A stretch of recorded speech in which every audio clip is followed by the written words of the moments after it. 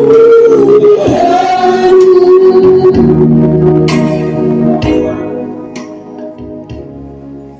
saudara-saudara kita berdiri.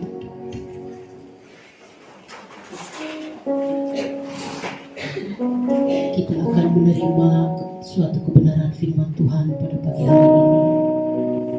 Kita menyiapkan hati dan pikiran kita agar selalu tertuju kepada Tuhan. Biarlah Roh Kudus senantiasa menuntun kita semua agar mengerti setiap pembicaraan firman Tuhan pada pagi hari ini. Kita berdoa, saudara-saudara. Segala puji syukur dan hormat, penyembahan kami kepada Engkau ya Allah, Elohim Yahweh yang Maha Tinggi, dan Tuhan Yesus yang Maha Mulia. Pagi hari ini kami sudah memuji, memuliakan Engkau ya Tuhan.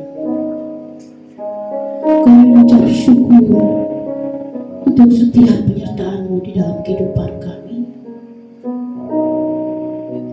Pada pagi hari ini Tuhan, kami haus, kami rindu Engkau bersuara di dalam hati kami.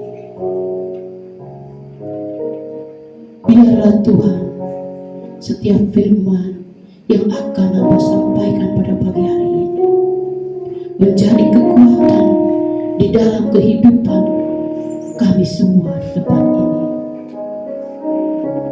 Urapi hamba ya Tuhan, agar pada saat hamba berbicara bukan dari hati dan pikiran hamba, melainkan Engkau yang berbicara kepada hati kami masing-masing ya Tuhan. Terima kasih ya Bapa. Kami serahkan pembacaan firman Tuhan pada pagi hari ini ke dalam tangan-Mu. Hanya di dalam nama Tuhan Yesus kami mengucap syukur dan berdoa. Amin. Silakan duduk.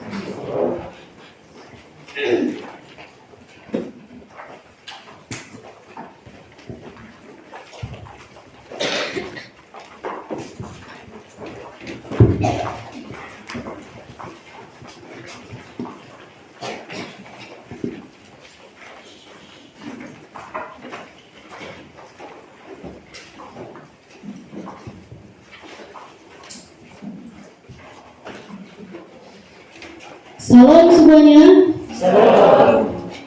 Kurang keras ya. Salam nona-nona cantik.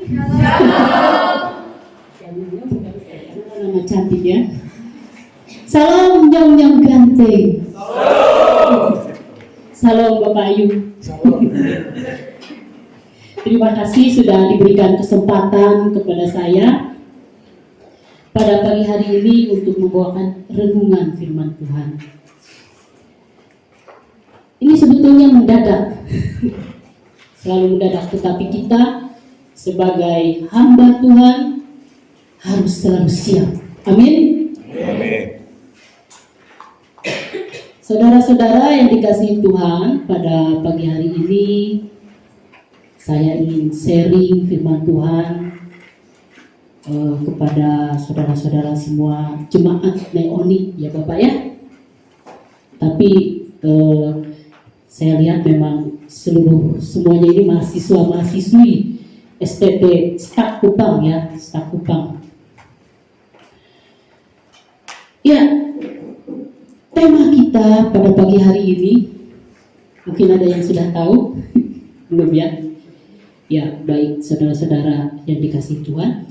Tema kita pada pagi hari ini, karena kalian masih muda-muda, jadi firman Tuhannya juga harus yang muda-muda ya, yang membawa semangat buat anak-anak muda gitu. Oke, firman Tuhan pada pagi hari ini saya mengambil tema menjadi teladan sejak muda. Amin. Katakan amin. Amin. Ya, baik. Kita membaca satu kebenaran firman Tuhan dalam 1 Timotius ayatnya yang ke-12. 1 Timotius 4 ayatnya yang ke-12.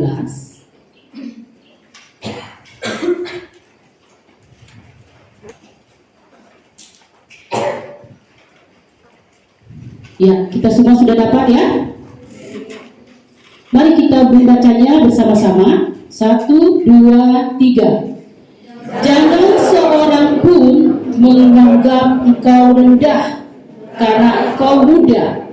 Jadilah teladan bagi orang percaya dalam perkataanmu, dalam tingkah lakumu, dalam kasihmu, dalam kesetiaanmu, dan dalam kesucianmu.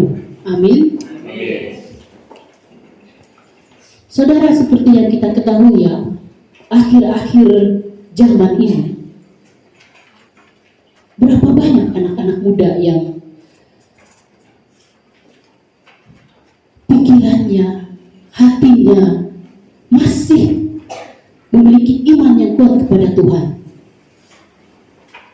Saya rasa akhir-akhir zaman ini, kalau saudara melihat di pemberitaan, anak-anak muda ini sudah mulai kehilangan jati dirinya, mulai kehilangan kepercayaan dirinya. Sehingga pada pagi hari ini saya membawa firman Tuhan ini, 1 Timotius 4 ayat ke-12 ini adalah, saudara-saudara tahu, mungkin di sini kan sekolah Alkitab semua ya, sudah belajar mengenai kitab-kitab ya. Nah, Timotius ini siapa? Timotius ini kan seorang anak muda yang sebetulnya dia itu kurang percaya diri, tetapi dia diberikan kesempatan oleh Paulus. Paulus terus mendorong dia agar supaya dia menjadi anak muda yang berkualitas. Dan terbukti saudara, bukan hanya sebetulnya begini ya, kedewasaan iman itu bukan ditentukan oleh umur saudara-saudara. Karena umur yang tua pun banyak yang tidak memiliki kedewasaan iman. Tetapi di sini Timotius adalah seorang murid yang betul-betul muda, tetapi dia itu berkualitas, berintegritas, saudara-saudara. Dan saya yakin bahwa saudara-saudara juga pasti akan dipakai Tuhan. Amin. Ada 2 poin saudara-saudara yang saya ambil dari ayat firman Tuhan ini.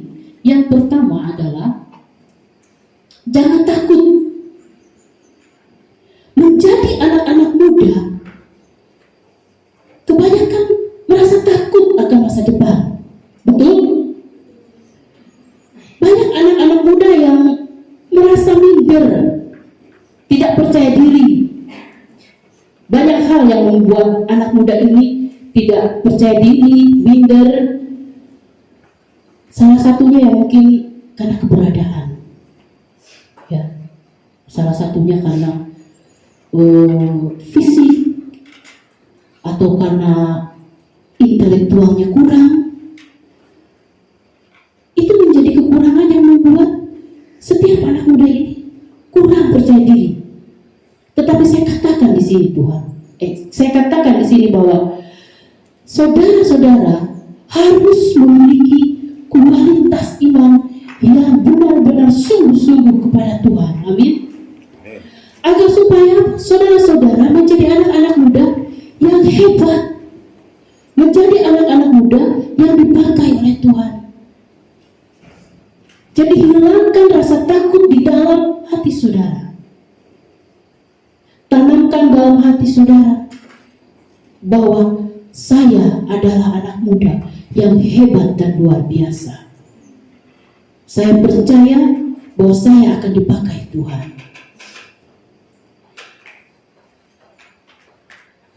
Poin yang kedua saudara-saudara, ini poin penting ya, untuk menjadi anak muda bisa menjadi teladan itu. menurut Timotius 1 ini, ayat 4, pasal 4 yang ke-12 ini, ada 5 keteladanan yang harus kita miliki sebagai anak muda. Yang pertama adalah perkataan.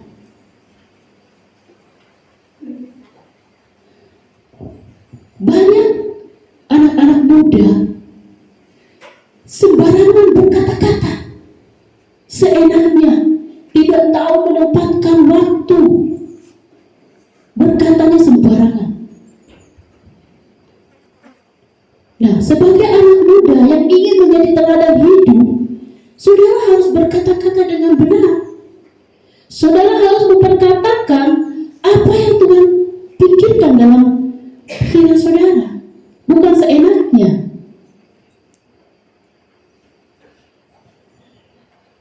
Kalau dibilang pada tegang ya, senyum dulu, kiri kanan, tos dulu deh, kiri kanan. Bilang, kamu anak muda yang luar biasa. Amin. Soalnya kalau saudara-saudara tegang, saya juga ikut tegang. Maklum ya, saya kan baru pertama kali di sini, jadi kalian tegang, jadi saya juga ikut tegang.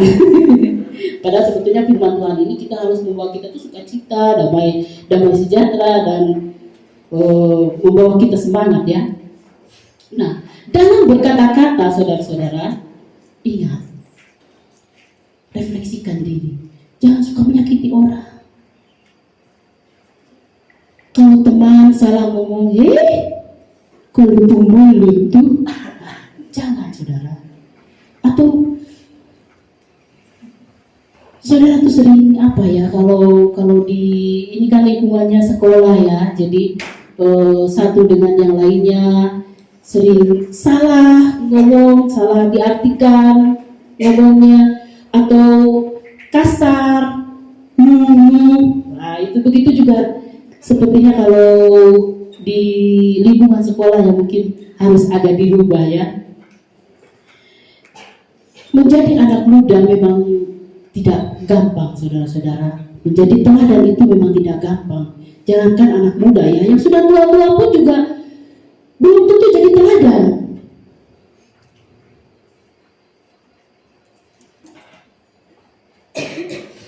Kalau kita berkata dengan baik, kita tidak menyinggung perasaan orang lain, pasti orang yang di sekitar kita juga akan menghormati kita ya. Berbeda dengan kalau kita berkata-kata yang tidak baik, saudara-saudara. Nah, untuk itu selain perkataan yang baik, poin kedua adalah tingkah laku. Kebanyakan tingkah laku anak muda ini memang macam-macam. Anak saya itu seumuran dengan saudara-saudara paling besar ya, dan bahkan sudah wisuda di tahun lalu. Dan kita tuh mengerti gitu, anak-anak muda ini, tingkah laku anak-anak muda ini, saya sudah tahu karena anak saya ada 3, ya begitu. Nah, dalam tingkah laku saudara-saudara, kita harus memiliki karakter kita itu harus seperti teladan siapa? Tuhan Yesus. Karena setiap tingkah laku kita itu, apalagi saudara-saudara ini kan sekolahnya sekolah tinggi teologi ya, betul? Nah, biasanya anak-anak semester 1, 2 itu mempunyai kakak-kakak rohani, betul? Iya, kakak rohaninya di angkatan berikutnya gitu kan. Membawahi kakak rohani itu membawahi adik-adik junior gitu ya. Betul ya? Atau di sini tidak ya? Belum ya? Oh, belum sampai situ ya Pak ya? Oke lah, tapi setidaknya yang sudah senior, kakak-kakak tingkat yang sudah senior, setidaknya memiliki karakter yang baik. sekali agar supaya adik-adik tingkatnya mengikuti jejak-jejak kakak-kakaknya. Jangan sampai kakak-kakak senior ini malah bikin amburadul. Istilahnya amburadul itu bikin kacau, bikin tidak menjadi contoh yang baik buat adik-adik kelasnya ya. Itu harus diperhatikan saudara-saudara. Karena karakter kita, apalagi saudara-saudara berada di sakupang, tingkah laku kita, kehidupan kita, saudara mungkin tidak membayangkan bahwa tingkah laku kita itu sangat penting. Jangan membuat Bapak Ayub di sini sekeluarga pusing ya Bapak ya. Karena Bapak Ayub ini kan anak-anaknya banyak ini, banyak sekali, dan tingkah lakunya berbeda-beda. Satu dengan yang lainnya itu berbeda-beda. Ada yang sedikit-sedikit marah ya Pak ya, ada yang sedikit-sedikit mungkin tersinggung, ada yang tukang balapor kiri kanan, ada yang cari muka. Macam-macam ya tingkah lakunya ini. Itu membuat pusing, sebenarnya membuat pusing Bapak Ayub.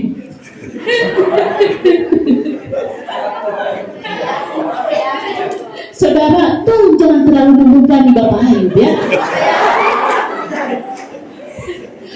Rubah tingkah laku karakter saudara itu harus meringankan, jangan membebani.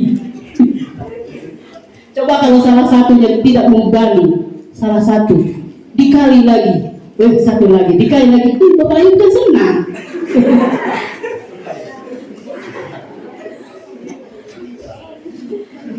Saudara-saudara itu, saya juga tahu ya, 3 anak ini karakter berbeda-beda. Satu tukang tersinggung, satu tukang balapor juga, satu tidak mau mengalah. Pusing juga, itu baru 3, apalagi banyak begini Bapak. Bagaimana ini? Satu-satu ada yang curhat, Bapak ini bagaimana nih? Satu lagi ada yang Bapak, tapi satu ya yang saya. Setiap orang tua, karena kalian di sini itu harus menganggap Bapak Ayub sebagai orang tua kalian, betul? Karena orang tua kalian pasti jauh kan? Ada yang di Papua, sudah ada ya? Ada. Coba lambaikan tangan. Hello. Aduh, dari Papua kah? Awi, selamat datang di NTT.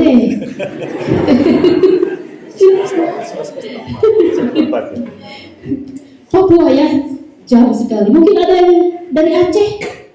Tidak ada ya? Sulawesi, woi mantap sekali. Saudara-saudara yang dikasih Tuhan, saya juga mau sharing sedikit. Masa muda saya, orang tua saya memiliki 9 anak. Banyak juga ya, 9 anak lumayan.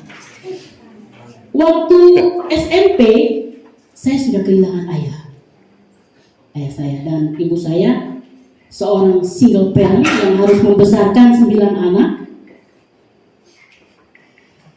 Seperti yang saudara-saudara tahu ya, bukan hal yang mudah untuk membesarkan anak-anak itu. Perlu kekuatan, perlu dorongan yang kuat dari hati. Karena itu tidak mudah. Saudara harus bersyukur orang tua saudara mengizinkan saudara berada di sini. Itu suatu anugerah saudara-saudara yang dikasih Tuhan. Dari 9 anak ini, saya yang terhilang satunya ke sini. Dan saudara tahu, apakah saya pernah berpikir bahwa saya ada di sini? Tidak. Kenapa saya bawa firman Tuhan pada pagi hari ini, saudara-saudara? saya bawa firman Tuhan untuk saudara-saudara yang masih muda. Apakah saudara berpikir bagaimana masa depan saudara? Masa depan saudara, saudara pernah pikirkan? Akan kemana?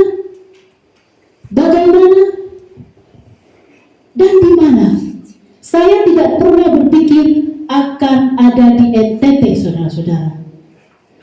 21 tahun saya baru mengenal Tuhan Yesus. Sebelumnya keyakinan saya berbeda, saudara-saudara. Tapi di usia 21 tahun saya mengenal Yesus Kristus sebagai apa? Sebagai juru selamat di dalam hidup saya. Saudara harus bersyukur. Dari kecil saudara sudah mengenal Tuhan Yesus. Dan saya percaya iman saudara jauh lebih besar daripada saya yang dalam keyakinan yang berbeda, saudara-saudara.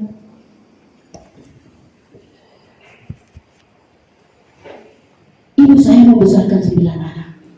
Dan pada usia saya setelah tamat SMA, saya mulai bekerja. Dan saya bekerja karena orang tua tidak mampu menyekolahkan lanjut ke perguruan tinggi. Karena itu tadi, beban hidup yang menghimpit. Tetapi saya melihat bahwa ibu saya ini orang yang luar biasa. Walaupun tidak menyekolahkan anak-anak sampai tinggi, tetapi kita dididik untuk hidup selalu baik. Jangan pernah menyakiti orang lain. Saat itu saya bekerja, setelah tamat SMK, saya bekerja di salah satu perusahaan yang di bawah naungan beliau. Nah, saudara-saudara, saya bekerja itu, saudara tahu, hanya 1 tahun. Hanya 1 tahun. Dan ketika saya mendapatkan gaji pertama, ibu saya itu sudah di pintu. Coba, ibu saya itu sudah di pintu, gimana? Ya namanya kita sebagai anak, itu bakti kepada orang tua, betul? Saya menerima gaji pada saat tahun berapa itu? 2000-an ya. Itu mungkin sekitar 500 atau berapa. Tetapi saya berikan kepada ibu saya semuanya. Saya hanya mengambil untuk makan karena saya mengasihi ibu saya, saudara-saudara. Tetapi sayangnya, saya bekerja hanya 1 tahun, keburu dilamar.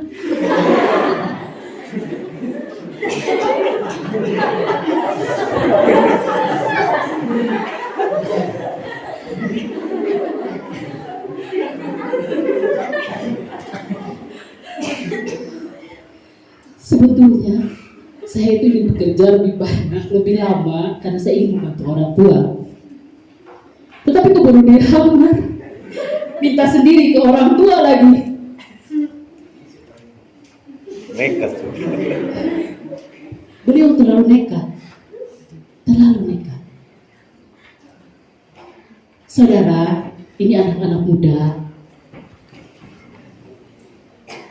Dulu saya itu bertemu dengan suami mantan pacar saya yang sekarang ini.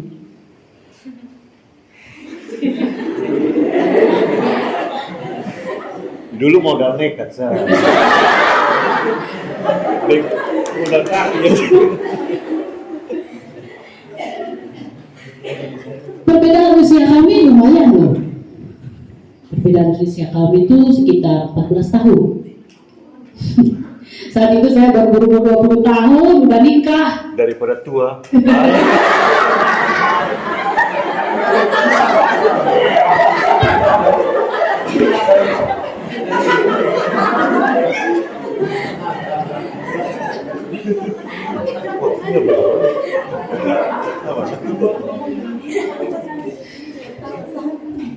Saudara tahu tidak?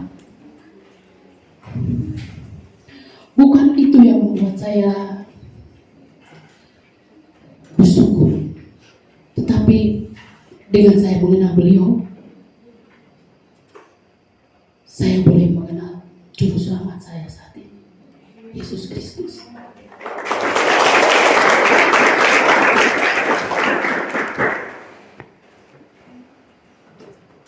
Ketika saya berdoa dari kecil sampai usia yang sampai menikah pun, saya masih sholat dan beliau juga masih baca Alkitab. Beliau juga tidak, kamu harus begini enggak. Karena saya juga kuat dengan iman saya dulu. Tapi doa saya itu selalu, Tuhan, tunjukkan jalan yang benar buat saya. Itu doa-doa orang keyakinan itu begitu, saudara. Dalam doanya itu selalu begitu. Tunjukkan jalan yang benar. Tetapi di usia 21 tahun, sebetulnya itu usia-usia yang muda ya, Tuhan menangkap saya dalam doa-doa. Saya tidak pernah berhenti berdoa. Saya adalah orang yang paling tekun berdoa, baik keyakinan yang dulu ataupun keyakinan yang saat ini. Mungkin saudara tidak mengalami hal seperti yang saya alami, tetapi ini seri firman Tuhan pada pagi ini. Tujuan saya hanya ingin menguatkan saudara-saudara sebagai anak-anak muda. Kalau saya umur 21 tahun ditangkap Tuhan, dan Tuhan menunjukkan jalan yang benar kepada saya mau saudara-saudara pun harus yakin dengan iman percaya saudara saat ini. Jangan sampai yang di firman Tuhan katakan, yang terdahulu akan menjadi yang terbelakang, dan yang terbelakang akan menjadi yang terdepan. Saudara-saudara ini dibentuk di sini, dilindungi. Saudara harus bersyukur, walaupun latar belakang saudara berbeda-beda. Mungkin saudara-saudara ini yang bersekolah di sini nih, ada yang karena orang tua, betul? Ada yang karena dipaksa orang tua atau kehendak orang tua, ada yang panggilan hati, betul? Ada yang karena bukan di situ nah, baju ikusan.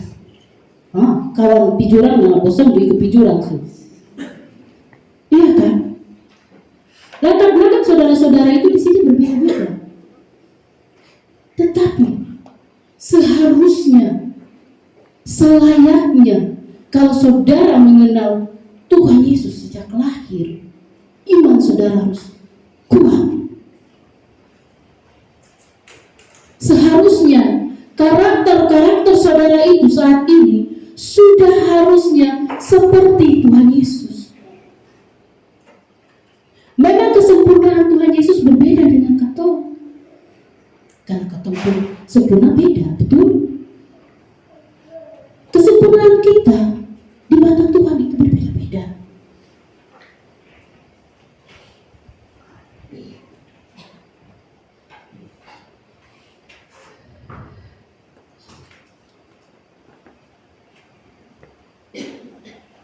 Saya pernah mengalami,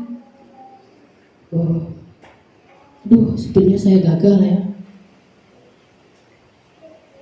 karena saya telah memaksa anak pertama saya sekolah di teologinya. Saat itu baru-baru saya mengenal Bapak Eras. Kami sekeluarga itu baru mengenal Bapak Eras, dan Bapak Eras bilang, udah anaknya sekolah di STT Kumeni saja gitu. Kami senang sebagai orang tua yang baru dewasa rohani ya, istilahnya baru mengenal rohani. Dan saya ya dengan Bapak, dengan Pak, agak setengah memaksa anak saya bersekolah di STT. Dan dia mencoba mengikuti memang, walaupun dia agak berontak, saudara-saudara. Jujur dia berontak. Tetapi saya katakan kepada dia bahwa kadang-kadang ya saudara-saudara, tanpa saudara sadari, Tuhan itu bisa memaksa siapapun. Siapa kita kan?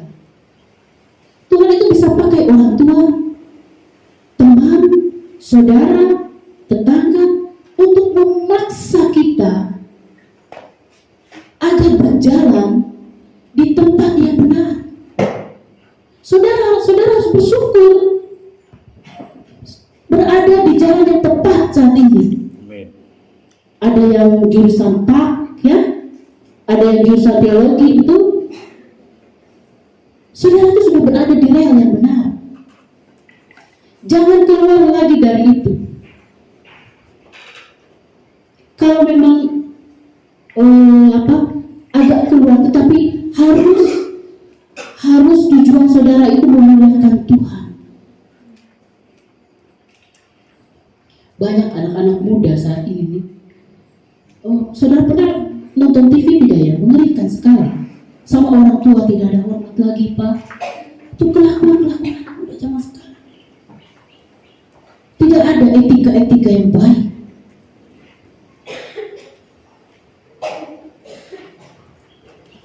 Seharusnya kita sudah mengenal suara kebenaran. Setiap saat, setiap waktu, itu ada perubahan dalam diri kita. Betul ya? Seharusnya seperti itu. Ada perubahan yang membuat kita itu menjadi serupa seperti Tuhan Yesus. Bukan serupa dengan Lucifer maksudnya. Karena memang pilihan jalan itu ada dua. Saudara mau mengikuti Lucifer atau saudara mau mengikuti Tuhan Yesus?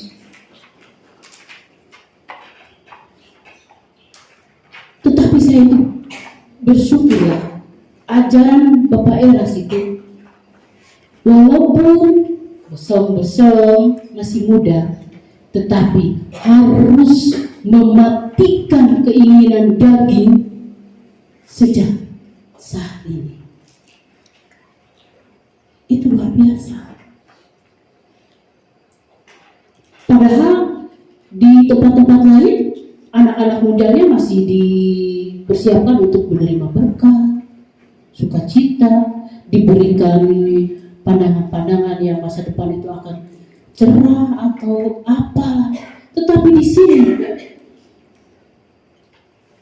Bapak Wali kita mengajarkan sejak saat ini saudara harus mematikan keinginan daging saudara, yaitu dengan mengubah karakter saudara sama seperti Yesus.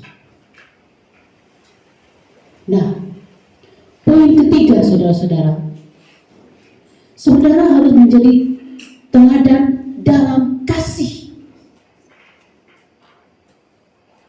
Kasih itu apa? Kasih itu adalah saudara harus rela berkorban untuk orang-orang yang membutuhkan saudara. Jangan pernah menyia-nyiakan anugerah keselamatan Tuhan Yesus untuk saudara. Saudara harus mengasihi teman. Yang lebih sulit, ya, yang lebih sulit mungkin sulit, tetapi kalau saudara memiliki Roh Kudus yang ada di dalam hati kita, pasti akan bisa dilewati. Yang lebih sulit itu pasti saudara tahu ya, mengampuni musuh-musuh kita.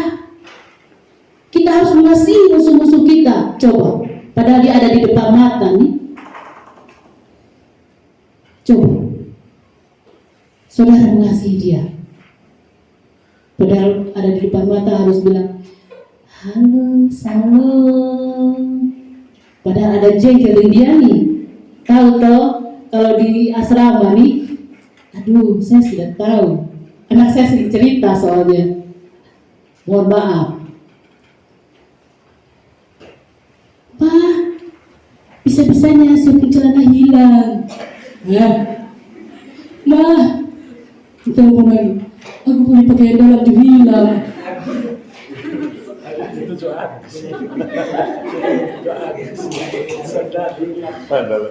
Sendal. Yang paling sering hilang sendal. Sendal si gede.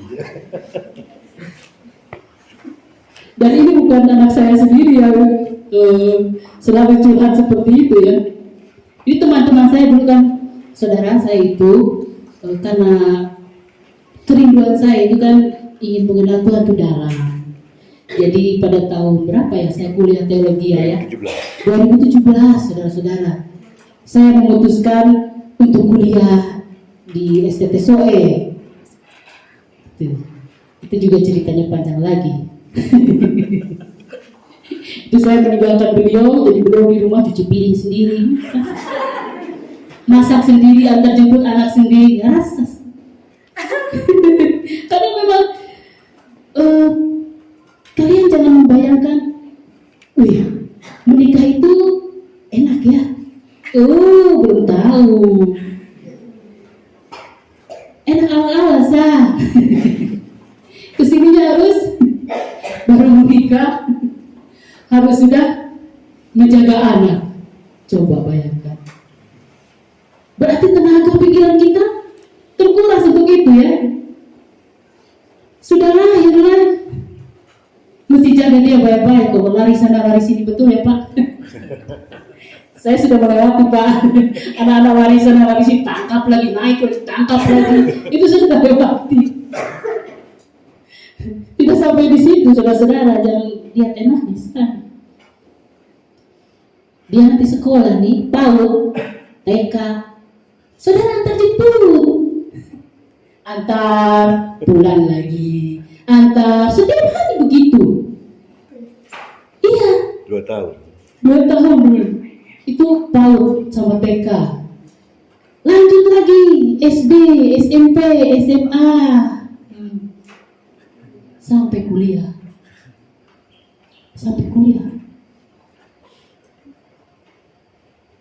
Nah, sekarang bagaimana kasih itu nyata dalam hidup kita? Yaitu ketika kita menjaga anak-anak kita. Kalau saudara anak-anak muda ya, mengasihi teman, mengasihi orang tua kalian. Jangan pernah sakiti hati orang tua. Saya katakan, saudara-saudara jangan pernah menghakimi orang tua kalian. Sayangi mereka selagi mereka ada. Hormati mereka selagi mereka ada.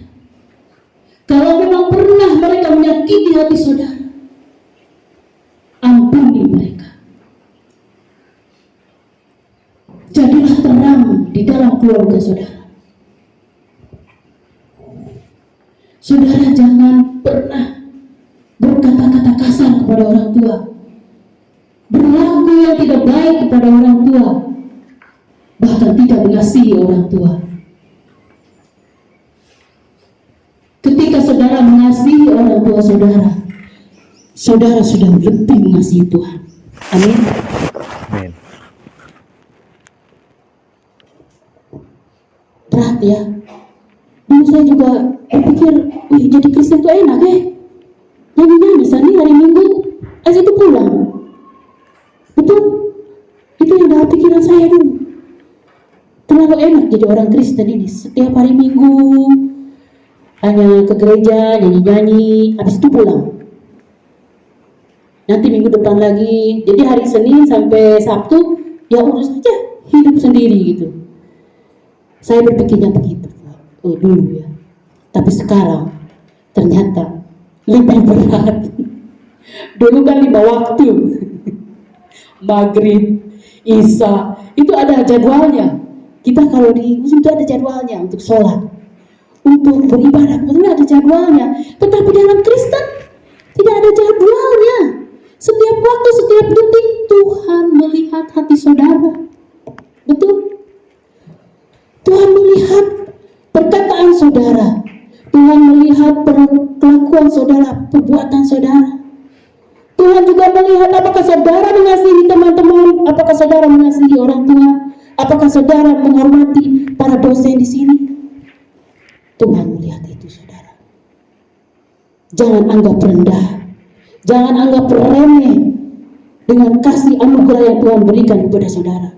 Saudara harus lebih kuat. Saudara harus menembus waktu, menembus dunia, karena Tuhan sedang mempersiapkan saudara-saudara. Saudara tidak berpikir saat ini saudara-saudara ada di tempat ini karena Tuhan yang memilih saudara. Amin. Amin. Kenapa tidak memilih anak-anak muda yang kaya raya? Kenapa Tuhan tidak memilih anak muda yang sedang saat ini asik-asik, happy-happy? Karena Tuhan tahu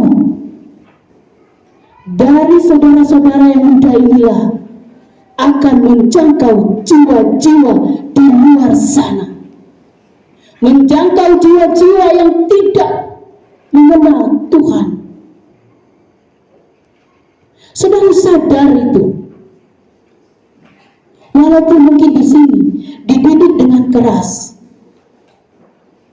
dilindungi, diprotek dengan keras, saudara harus bersyukur daripada saudara dibiarkan oleh Tuhan dan ujung-ujungnya tidak selamat. Saudara lebih memilih mana? Katakan kepada Tuhan, pilihlah aku Tuhan. Kalau memang saat ini saudara berada di sini, semua karena kehendak Tuhan bagi saudara-saudara. Amin. Poin yang keempat, yaitu kesetiaan. Terkadang saudara-saudara, untuk menjadi setia itu sulit, betul? Pada saat sakit, Tuhan tidak sembuhkan, saudara berpikir, kok Tuhan tidak sayang? Pada saat sedang kekurangan keuangan, mana keuangan? Nah. Tuhan bilang, Tuhan di mana? Saudara bilang, Tuhan di mana? Pada saat diputuskan oleh nona atau oleh nyong, ketawa. Baru katakan, Tuhan di mana Kau besok cinta mati dengan dia 3 tahun beta tunggu nih, tapi akhirnya putus juga. Di mana dia pun setia Tuhan? Dia putus nih, pada jalan dengan bebek kawan lain, sakit banget. Sekarang pertanyaannya, apakah saudara masih setia? Harus setia. Jangan hanya gara-gara diputuskan oleh nyong atau nona, masa depan saudara buram. Jangan ya. Di sini tidak ada, karena tidak boleh pacaran dulu, harus semester akhir dulu, itu pun hanya lihat-lihat saja, tidak boleh. Karena ada suatu kejadian, ini lucu banget sebetulnya. Ini ada nona dengan nyong.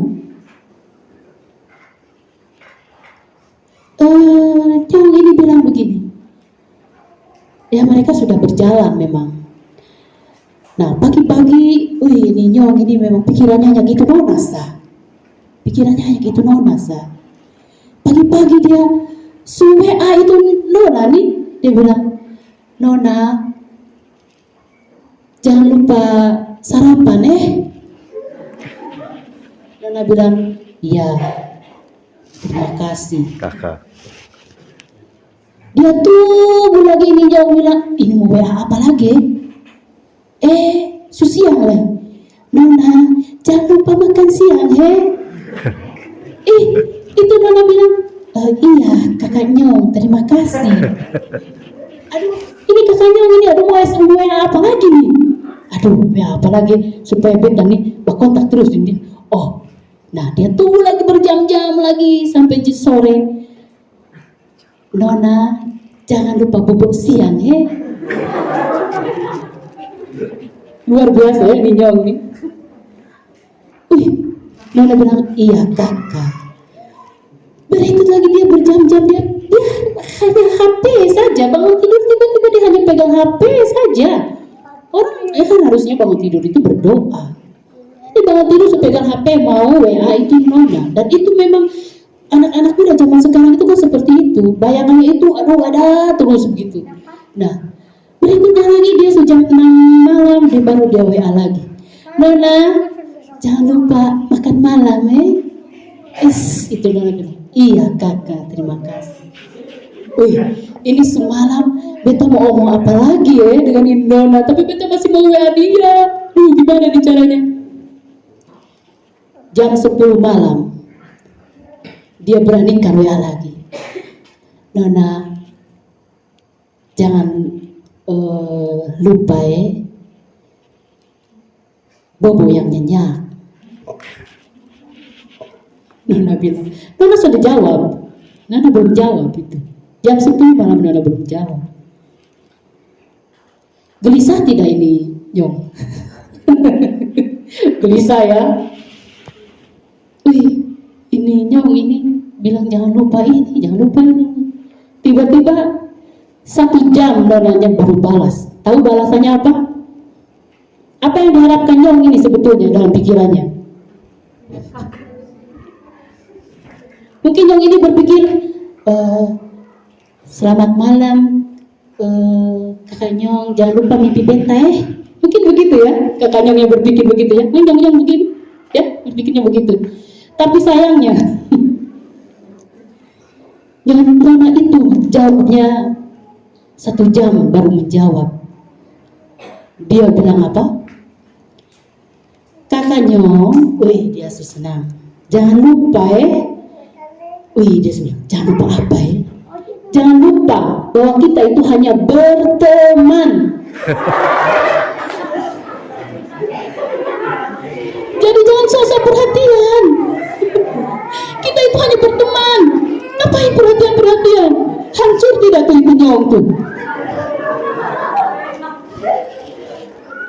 Tunggu dari pagi sampai malam berharap bahwa itu Nona itu berpikir bahwa dia itu mimpi dengan itu, memimpikan Nyong itu baru balasannya. Jangan lupa kita itu hanya berteman saja. Sakit. Sudah menunggu berjam-jam, berhari-hari hanya mengharapkan. Tidak apa-apa, mau ketawa-ketawa saja. Jangan ditahan-tahan ya saudara-saudara. Itu betul-betul kejadian ya. Karena banyak anak-anak itu terlalu harapannya itu terlalu tinggi. Aduh, sulit juga ya. Iya, di poin yang kelima, poin yang terakhir ya. Kita sudah menjadi teladan sebagai anak muda itu. Yang pertama itu apa? Berkata baik. Yang kedua, berlaku, tingkah laku kita, perbuatan kita, karakter kita harus baik. Yang ketiga adalah kasih. Kita itu harus terus mengasihi, tidak pernah minta imbalan apapun. Dan yang keempat adalah kita harus tetap setia. Walaupun keadaan kita apapun, kita harus tetap setia. Karena Tuhan Yesus tidak akan pernah memuji seseorang melampaui batas kemampuan orang tersebut. Betul? Misalkan kalian sudah belajar Ibrani, ya sudah belajar Ibrani. Lalu nanti dosen Ibrani bilang hari ini kita belajar PL ya, ulangan PL, ujian PL. Tidak mungkin kan? Kalau kalian belajarnya Ibrani, berarti ujiannya juga apa? Ibrani. pelajarannya Yunani yang bikin pusing ya. Saya juga dulu sekolah udah umur lagi belajar Yunani, belajar Ibrani. Aduh, itu cukup membuat kita pusing ya. Tapi mungkin saudara-saudara di sini yang masih muda-muda ini mungkin lebih hebat ya. Jadi dalam menghadapi pelajaran Ibrani, Yunani asik-asik saja ya. Luar biasa gitu ya. Siapa yang mengajar Yunani? Nah, begitupun Tuhan, saudara-saudara. Tuhan tahu kemampuan kita. Tuhan tahu ujian-ujian apa, cobaan-cobaan apa yang harus kita lewati. Nah, poin yang kelima, itu poin yang sangat penting. Yaitu seperti yang Bapak Rohani kita selalu ajarkan, Bapak Eras. Apa? Kesucian. Amin. Kesucian.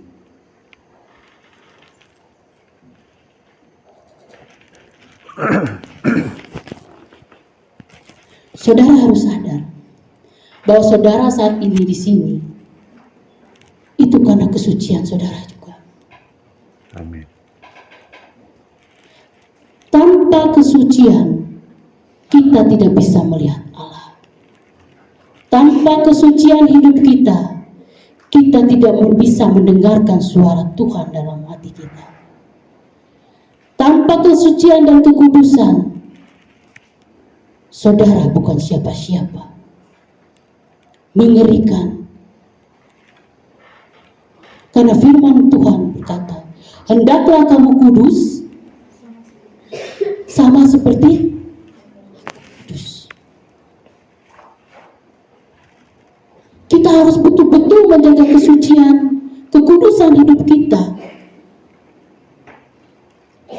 agar supaya Tuhan terus melekat di dalam hidup kita.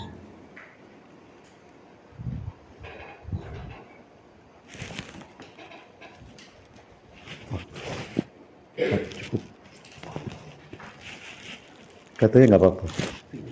Ya, saya tanya waktu kan, soalnya saya kalau sharing ini banyak, tapi harus agak di-sekat-sekat ya. Oke, poin kelima itu tidak kalah penting dari kesucian. Itu paling utama, saudara. 5 menit. Tanpa kesucian kita bukan apa-apa. Betul?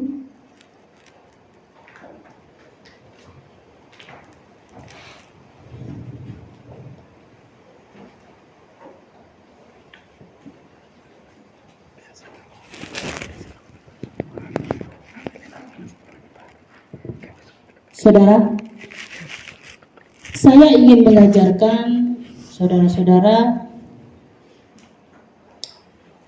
mengikuti saya. Coba katakan ya. Holiness movement.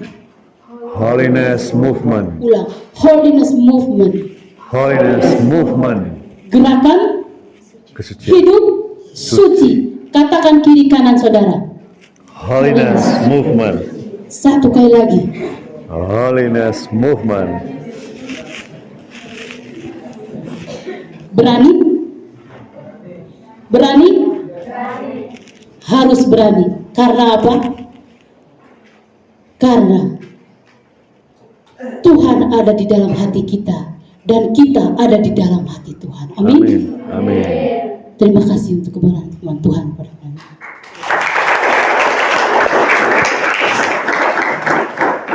Terima kasih banyak.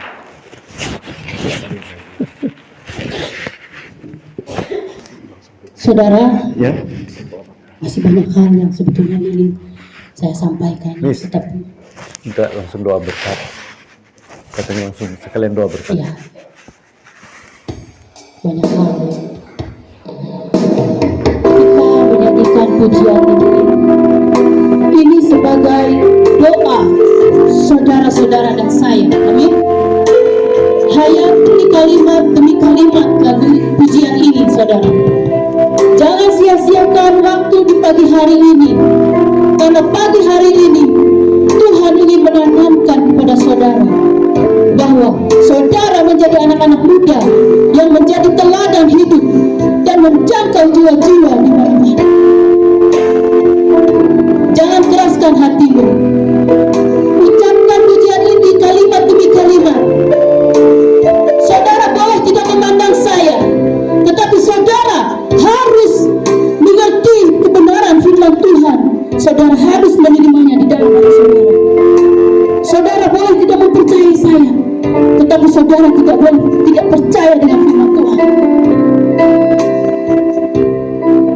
Yang mengeraskan hati saat ini, lepaskan.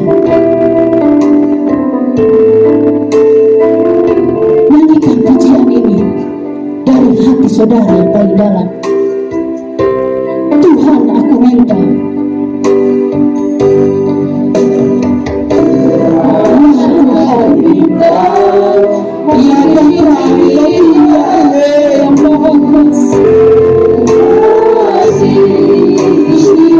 ini doa anak-anakmu Tuhan. Pakai anak-anakmu di tempat ini ya Tuhan. Ya Bapa, ya Tuhan,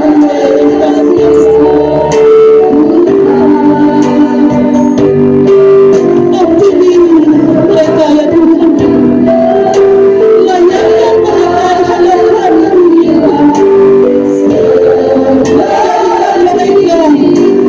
teladan seperti Kau Tuhan Yesus Kristus.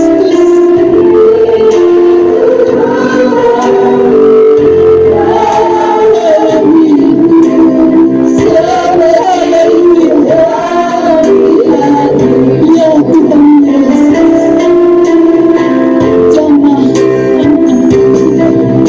jangan biarkan kehadiran pada saat aku mengucapkan berikut.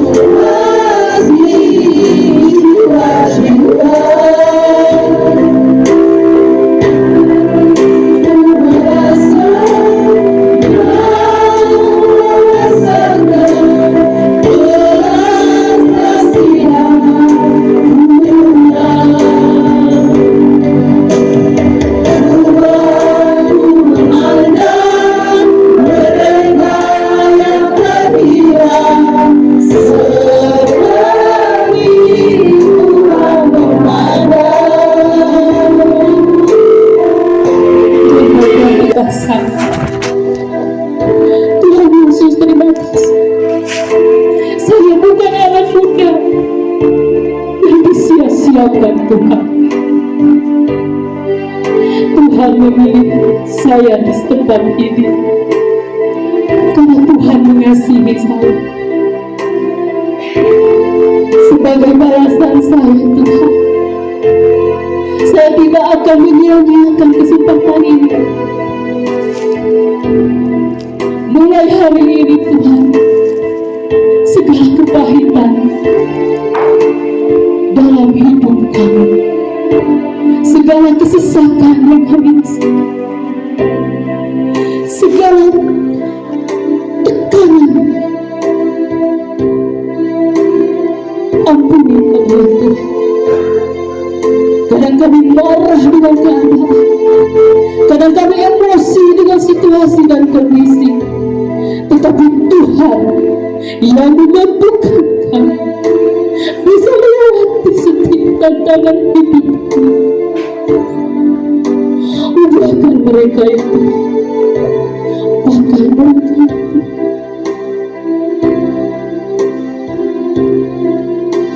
Haleluya, Tuhan Yesus, Bapa Elohim yang mulia.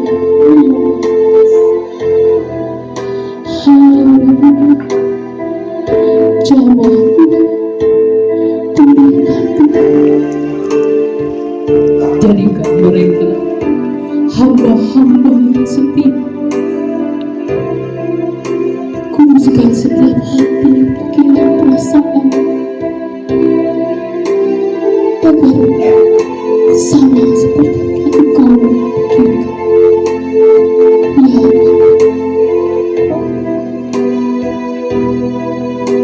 Saudara, mari kita berdiri. Angkat tangan saudara, katakan, Tuhan, aku mengasihi Engkau.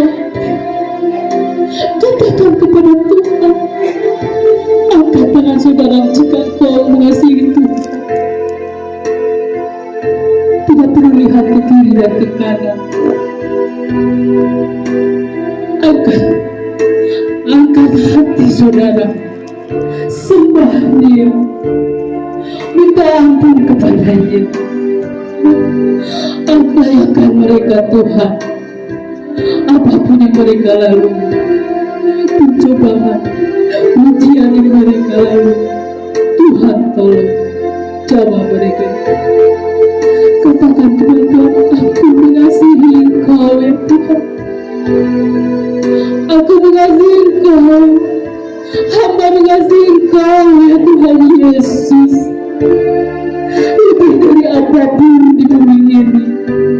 Engkau satu-satunya anugerah keselamatan yang sudah diberikan kepada kami. Jadikan kami hamba-hamba setia yang tidak pernah menyia-nyiakan kesempatan dan waktu. Hamba serahkan mahasiswa-mahasiswi dan staf kepala ini Tuhan ke dalam tangan Tuhan.